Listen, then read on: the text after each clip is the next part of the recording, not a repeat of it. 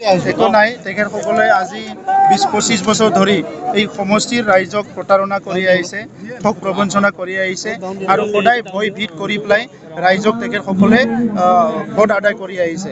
গতিকে এতিয়া ৰাইজে পৰিৱৰ্তন বিচাৰিছে, নতুন এটা চৰকাৰ আহিল, অস্ত্ৰ শস্ত্ৰ উদ্ধাৰ হৈ আছে, চবে নিৰাপত্তা পাই আছে, শান্তি আহি আছে। চ' এতিয়া ৰাইজে আৰু তেখেতসকলৰ দাদাগিৰিটো ভয় কৰি নাথাকে। তেখেতসকলৰ দাদাগিৰি আৰু পইচা এই দুটাই ৰাইজৰ সেৱা কৰা নাই, তেখেতসকলে ৰাইজৰ কাৰণে একো কাম কৰা নাই। সেইকাৰণে ৰাইজে পৰিৱৰ্তন বিচাৰিছে আৰু স্বতঃস্ফূৰ্তভাৱে ওলাই আহিছে।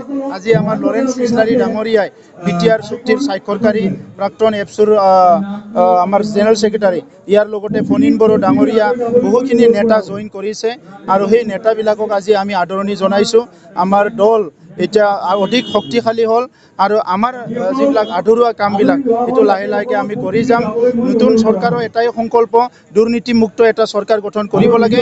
সকলো জাতি জনগোষ্ঠী যাতে ন্যায় পাব পাৰে, ভূমিৰ অধিকাৰ, সামাজিক অধিকাৰ, অৰ্থনৈতিক অধিকাৰ, ৰাজনীতিকৰ অধিকাৰ পাব পাৰে, ইয়াৰ কাৰণে এই চৰকাৰখনে কাম কৰি যাম। দেৱৰগাঁৱৰ এই মিটিঙৰ পৰাই অসম বিধানসভাৰ নিৰ্বাচনৰো প্ৰচাৰ আৰম্ভ হ'ল বুলি অসম বিধানসভাৰ আৰু নতুনকৈ বেলেগ প্ৰচাৰ নালাগে।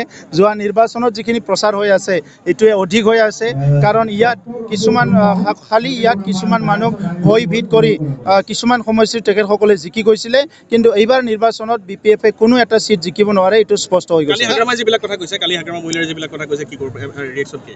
বৰ বেছি দিন নাই বুলি কৈছে আপোনালোকৰ? নাই, সেইটোতো আৰু তেখেতে ক'বয়ে। তেখেতে আজি কিমান দিনৰ পৰা এইবিলাক কথা কৈ আহিছে, এইবিলাক কথাৰ একো মূল্য নাই। তেখেতে কৈছে কি কালি কমলা খুৱাই বুলি কৈ আছে বোলে, যে মই এতিয়া কমলা যদি খুৱাব পাৰিছোঁ মইতো ভালে। 17 বছৰতো তেখেতে একোৱেই নোখোৱালে ৰাইজক। তেখেতে মানে তেখেতৰ তাত ইমান পইচা আছে, এই পইচাটোও মানুহ ৰাইজক বিলাই নিদিলে, সি নিজৰ নিৰ্বাচনতহে অকল খৰচ কৰিলে। গতিকে আজি যিটো আছে তেখেতসকলৰ কথাৰ কোনো ভেলু নাই। তেখেতসকলে মানুহক ভয় ভীত কৰে। মোৰ হাতত কমলা আছে, মই কমলাই দিছোঁ, মোৰ তাত পইচাও নাই, গুলিও নাই, মই ৰাইজক কি দিম? গতিকে মোৰ হাতত যিটো আহিছোঁ মই এইটোৱে দিছোঁ।